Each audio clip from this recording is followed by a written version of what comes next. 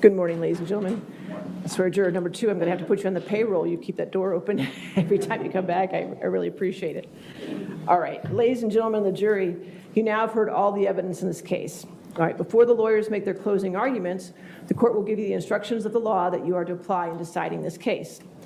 Since it's been quite a while since I gave you the preliminary instructions, I want to remind you that in their closing arguments, the lawyers will refer to the testimony and other evidence that you will have heard, but what the lawyers say in their closing arguments is not itself evidence. Their statements are only their recollection of what the evidence in the case was. It is your collective recollection as 12 jurors of what the evidence in this case was, which shall govern your deliberations. In addition, remember your notes should be used only as an aid to your memory. You should not give your notes precedence over your independent recollection of the evidence, and you should rely on your independent recollection of what the evidence in the case was, and you should not be unduly influenced by the notes of other jurors. In addition, a reminder that the court has sealed the names of the jurors for a year. Just wanted to make sure I remind you of that. Okay, as far as the jury instructions are involved, you'll be able to take these written jury instructions into the jury room with you, and it will make copies for all 12 jurors, okay? So you don't need to take notes on them right now, but I would ask for your attention when I read them, okay? With respect to the instructions I'm about to give, you might notice that at the top of them, some of them are numbered and some of them are lettered. You're not to concern yourself with that. You're just looking at the body of the instruction themselves, okay? Some of the instructions may appear to be in conflict. This is because the court cannot predict your findings of fact. Therefore, the court must instruct you, the jury, on the applicable law under both the Commonwealth's case and the defendant's theory of the case, okay? Brendan Banfield is presumed to be innocent. You should not assume that he is guilty because he has been charged and is on trial. This presumption of innocence remains with him throughout the trial and is enough to require you to find him not guilty unless and until the Commonwealth proves each and every element of the crime beyond a reasonable doubt. This does not require proof beyond all possible doubt, nor is the Commonwealth required to disprove every conceivable circumstance of innocence. However, suspicion or probability of guilt is not enough for a conviction. There is no burden on Brendan Banfield to produce any evidence. A reasonable doubt is a doubt based on your sound judgment after a full and impartial consideration of all the evidence in the case. Any fact that may be proved by direct evidence may also be proved by circumstantial evidence. That is, you may draw all reasonable conclusions from the evidence. You may convict Brendan Banfield on circumstantial evidence alone, or on circumstantial evidence combined with other evidence if you believe from all the evidence that he is guilty beyond a reasonable doubt. When the Commonwealth relies upon circumstantial evidence, the circumstances proved must be consistent with guilt and inconsistent with innocence. It is not sufficient that the circumstances proved create a suspicion of guilt, however strong, or even a probability of guilt. The evidence as a whole must exclude every reasonable theory of innocence. You are the judges of the facts, the credibility of the witnesses, and the weight of the evidence. You may consider the appearance and manner of the witnesses on the stand, their intelligence, their opportunity for knowing the truth and for having observed the things about which they testified, their interest in the outcome of the case, their bias, and if any has been shown, their prior inconsistent statements, or whether they have knowingly testified untruthfully as to any material fact in the case. You may not arbitrarily disregard believable testimony of a witness.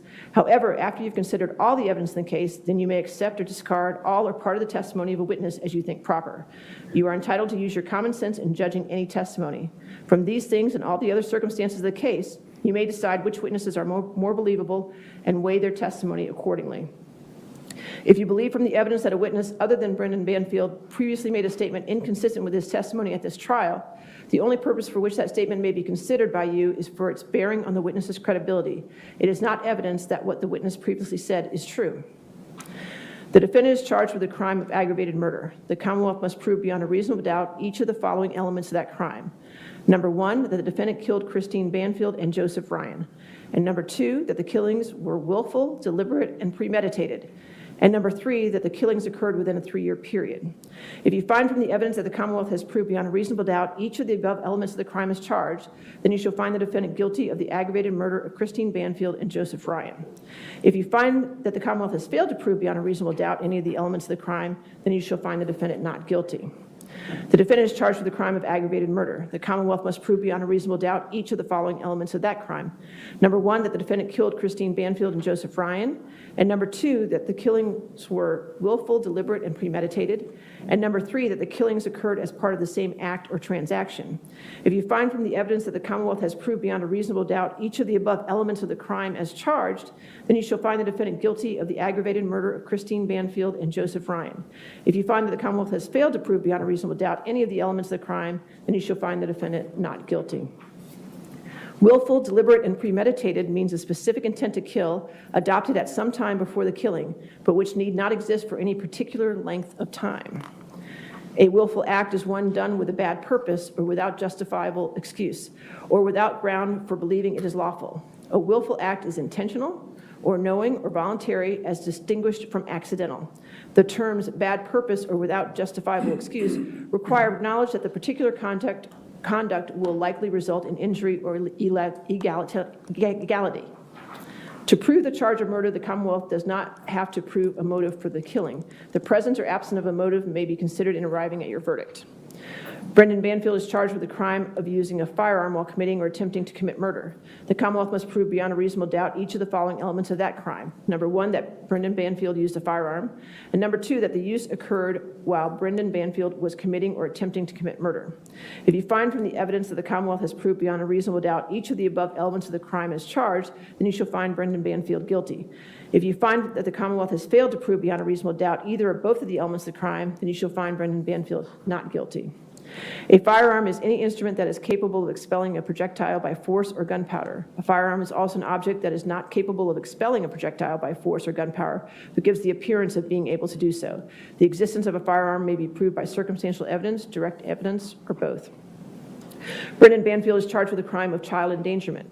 The Commonwealth must prove beyond a reasonable doubt the following elements of that crime. Number one, that Brendan Banfield had custody of Valerie Banfield, who was a child under the age of 18. And number two, that he willfully or negligently caused or permitted the life of such child to be endangered.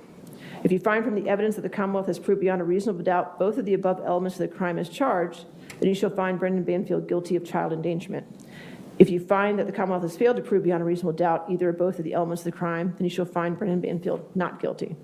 The fact that Brendan Banfield has been indicted by a grand jury is not evidence against him, and you should not consider it. If there is concert of action with the resulting crime, one of its incidental probable consequences, then whether such crime was originally contemplated or not, all who participated in any way in bringing it about are equally answerable and bound by the acts of every other person connected with the consummation of such resulting crime. You must not consider any matter that was rejected or stricken by the court. It is not evidence and should be discarded. You may infer that every person intends the natural and probable consequences of his acts. The Commonwealth bears the burden of proving beyond a reasonable doubt the identity of the defendant as the person who committed the crimes charged. If the Commonwealth has not met this burden, you must find the defendant not guilty. You may consider the character of the defendant when proven by the evidence, whether good or bad, along with the other factors and circumstances in the case in determining his guilt or innocence. The statements presented to you as having been made by the defendant are submitted for your consideration along with all the other evidence. The weight, value, credibility, and reliability of those statements are questions for your determination. If you believe from the evidence that the defendant previously made a statement inconsistent with his testimony at this trial, that previous statement may be considered by you as proof that what the defendant previously said is true. Juliana Perez Magalhães has testified that she was an accomplice in the commission of the crime charged in the indictment. While you may find your verdict upon her uncorroborated testimony, you should consider such testimony with great care, and you are cautioned as to the danger of convicting the defendant upon the uncorroborated testimony of an accomplice. Nevertheless, if you are satisfied from the evidence of the guilt of the defendant beyond a reasonable doubt, the defendant may be convicted upon the uncorroborated evidence of an accomplice. If you believe that the defendant was without fault in provoking or bringing on the killing of Joseph Ryan, and if you further believe that the defendant reasonably feared under the circumstances that they appeared to him, that he or others were in danger of being killed or that he or others were in danger of great bodily harm, then the killing was in self-defense and you should find the defendant not guilty.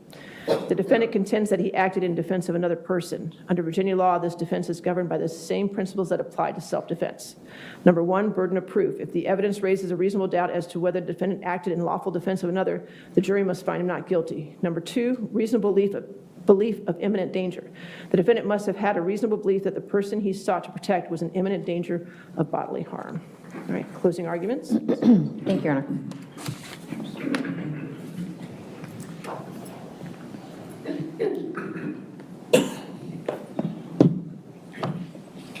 And if we can have the display for the jury activated from our table, and it does include sealed exhibits, so we'd ask it not be displayed to the gallery. Just to the jury and not Yes, to the please. gallery. Thank you. Yes, ma'am.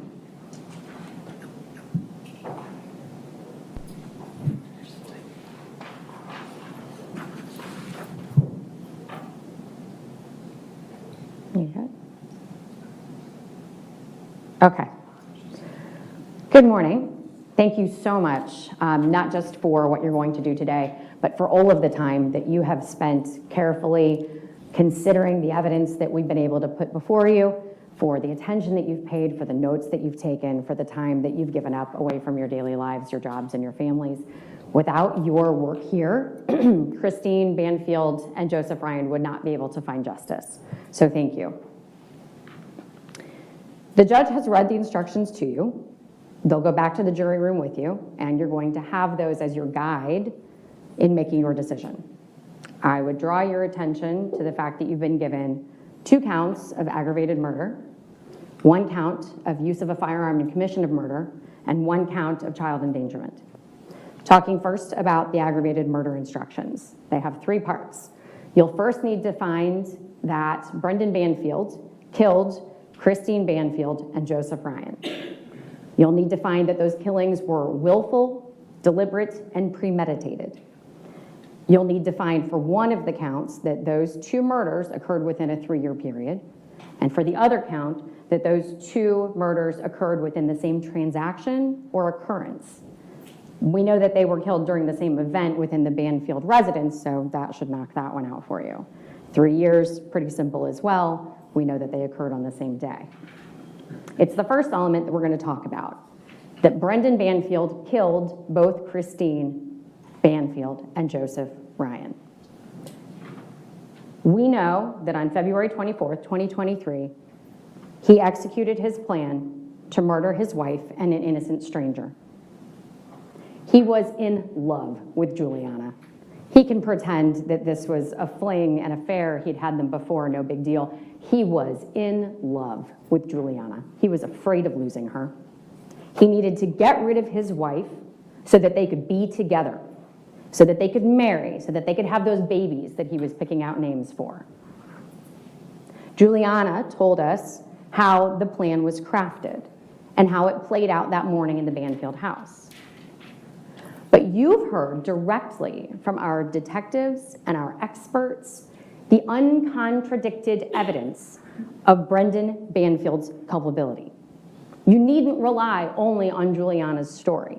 There has been a plethora of evidence to help you meet your burden in this case. Let's walk through just the highlights. Our digital evidence. While the digital evidence cannot tell us definitively who was behind the screen, we heard that a bunch. We know that to be true. What it can tell us is that Brendan Banfield and Juliana Perez Magalhães are more likely to be the ones to have set up Joe Ryan to come into the house to fake rape Christine on February 24th. There is no digital history, none, of Christine Banfield using dating sites, fetish sites, searching for pornography, talking to other men prior to the January inception of this scheme. Brendan told you that more than 10 years ago, there were incidents of affairs involving rough sex. But you have 0 evidence to corroborate that self-serving statement. Think about the 2 days of Mr. Lidsky's testimony for the defense and the 3 times that Detective Miller was called to this stand. If there was one scintilla of evidence that supported these claims of infidelity, of interest in sexual violence, don't you think you might have heard about it? The FetLife and Telegram contacts all occur on Christine's laptop, frequently while her phone is in use with something completely innocuous. You remember the frozen tickets, the Lululemon shopping, the family vacations the day before the murder? 2 devices, 2 different people. The FetLife and Telegram usage only ever occurred when Brendan Banfield and Juliana Perez Magalhães are in the home. Is it at all plausible that this woman wouldn't take advantage of an empty house to engage in her plans for adultery? That on the 2 weekends that her husband and the nanny are out of the house, those are the 2 weekends where we see 0 FetLife activity, 0 Telegram activity? Let's look at the chats themselves. Slide 1. How many potential targets were turned down by Juliana and Brendan because they wanted to meet in person first? Because they wanted to talk on the phone? Because they wanted pictures that included Christine's face? Does this make any sense for someone seeking a new relationship in an area of sexual exploration that would be new to them? Why would the real Christine Banfield have been concerned about taking these safety precautions? For that matter, why would the real Christine Banfield have been searching for someone who was willing to engage in knife play when she had a blood clotting disorder? Why would Christine use a phone from a gym bathroom, a photo from a phone taken in a gym bathroom when she has all of these far better pictures available? That one keeps stumping us. There are so many more whys, and I'm sure you have plenty of them in your own heads, but the answer is the same to all of these whys, because it wasn't Christine. It was Brendan Banfield with the help of Juliana. Let's talk about our physical evidence. You heard from Detective Leach, Dr. Kessler, Ms. McCarthy, Dr. Greenspoon, Ms. Colombo. She was up there forever with all those lab sheets. They gave us a million things to think about. Slide 4. Christine Banfield died as a result of 7 stab wounds to her neck. She suffered massive blood loss. Next, the knife Brendan used to kill her was a kitchen knife with an approximately 4-inch blade, the kind you use for chopping up vegetables. This was the knife that Joe Ryan brought because Anastasia asked him to. This was not the killing knife that Brendan Banfield had envisioned for his scheme. Next, Joe Ryan was shot twice. Once in the head by Brendan Banfield, incapacitating him. A second time by Juliana in the chest, tearing a large hole through his heart and lodging in his spine.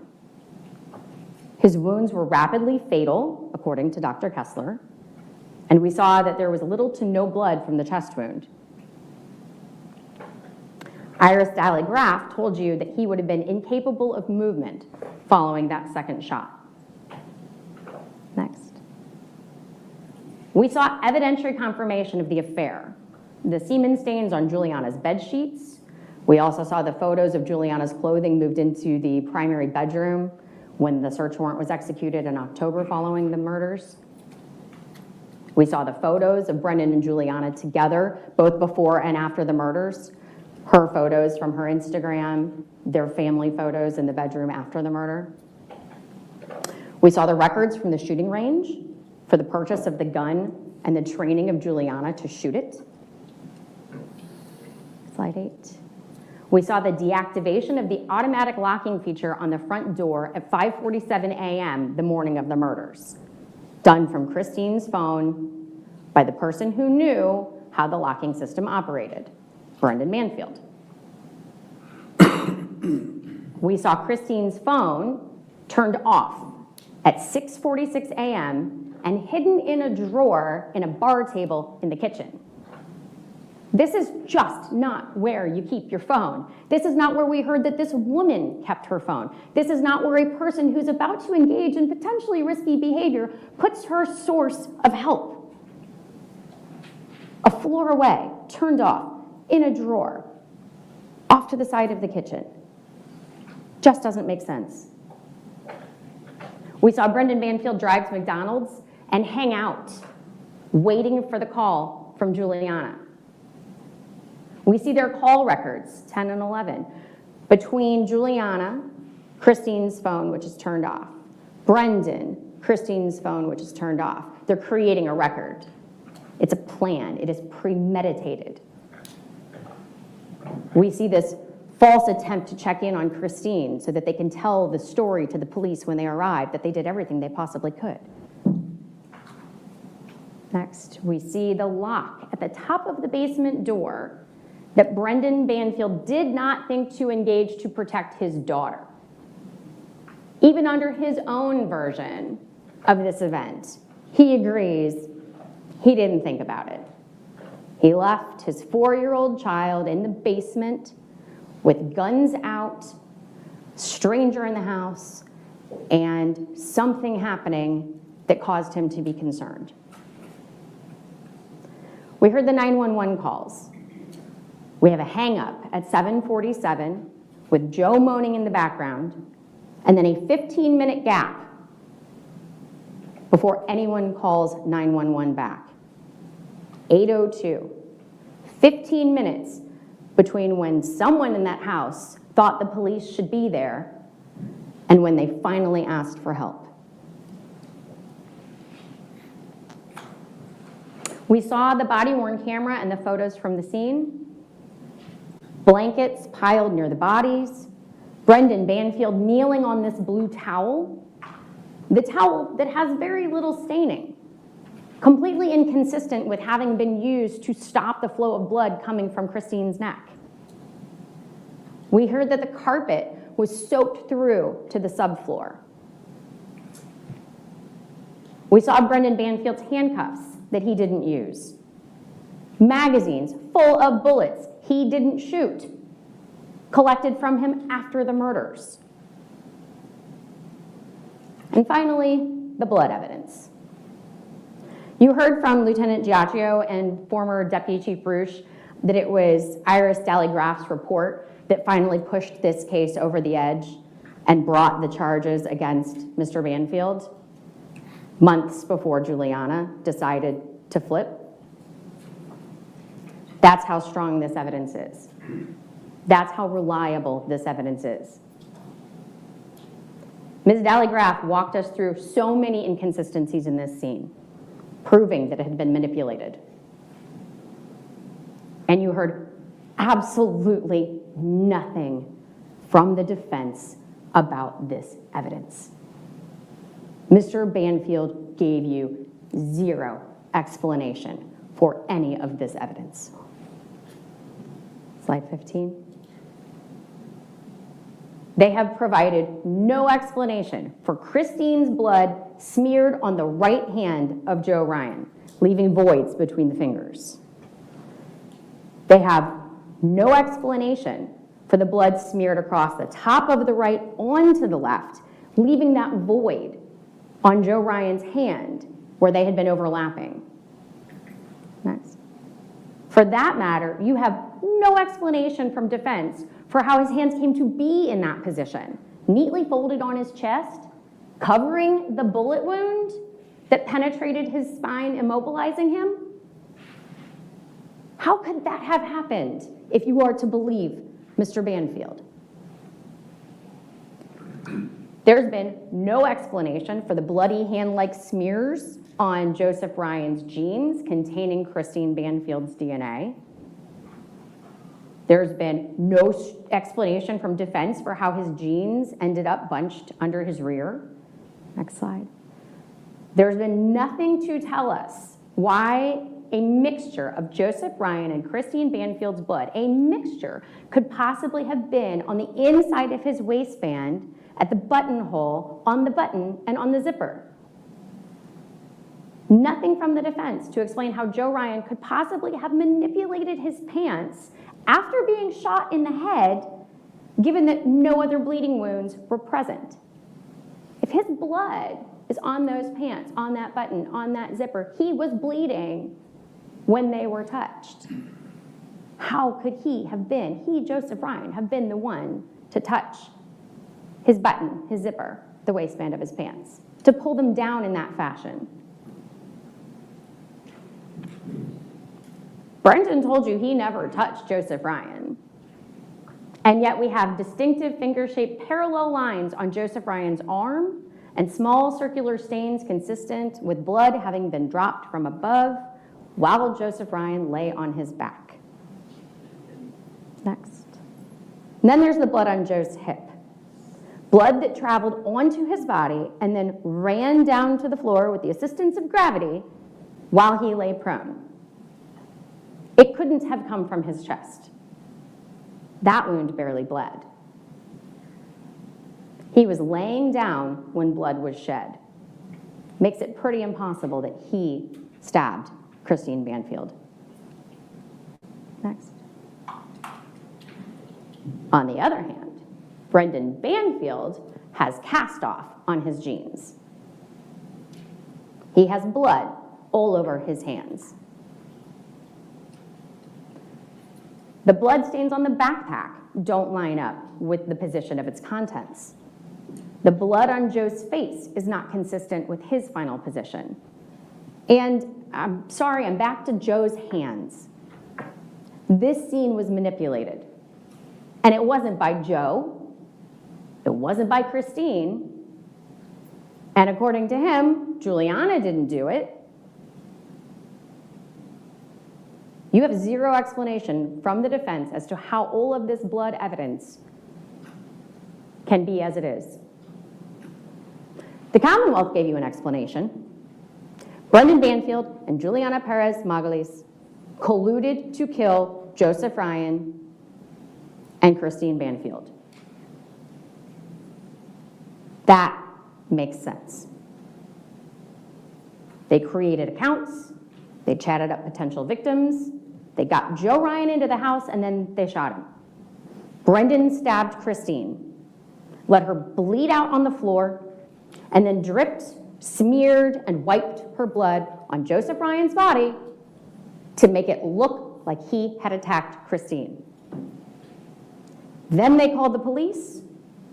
Brendan let Juliana take the fall, and it took a little bit of doing, but here we are, and it's his turn to be held accountable.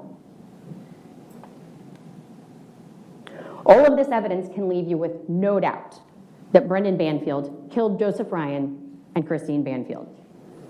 That is the first element of the aggravated homicide statute. The hard work is done. Element 2, that the killing was willful, done with a bad purpose, intentional, and deliberate. There can be no question in your minds as to the intentionality of this act, the deliberateness of this act.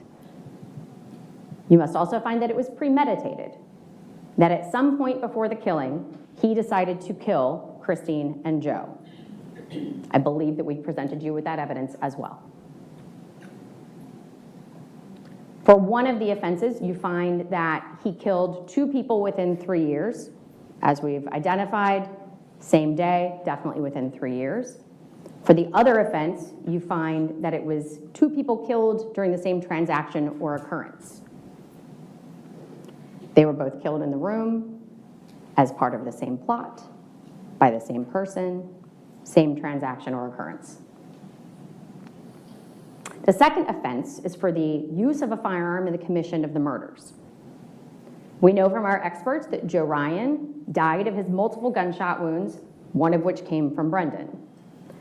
If you have any question about whether or not Brendan can be held responsible when Juliana also shot Joseph Ryan, you'll have instruction O, that is concert of action. So I'm going to read to you what it says. If there is concert of action with the resulting crime, one of its incidental probable consequences, then whether such crime was originally contemplated or not, all who participate in any way in bringing it about are equally answerable and bound by the acts of every other person connected with the consummation of such resulting crime. Virginia makes it easy. Translate.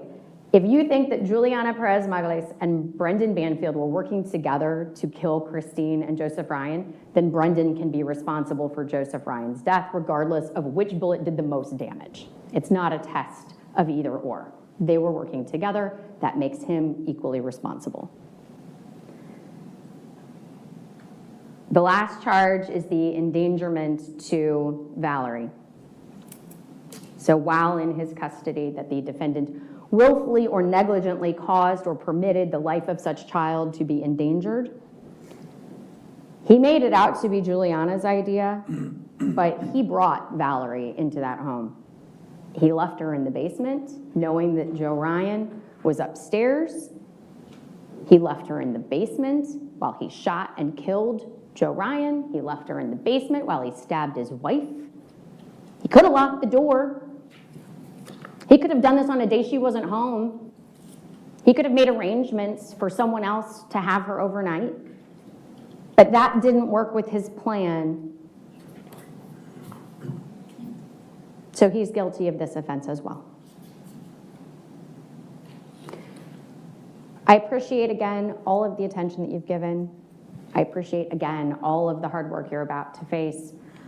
Please be thoughtful in your deliberations. But at the end of the day, I don't think that there can be any reasonable doubt that Mr. Banfield has committed each and every one of the offenses that we have put before you today. Thank you. All right, thank you. Cross-examination, Mr. I'm Thank sorry, you. closing arguments? Your Honor, may I bring a bottle of water up in front of the... You can. Thank you. I just need to get the microphone. It's on. Yeah, it's under something.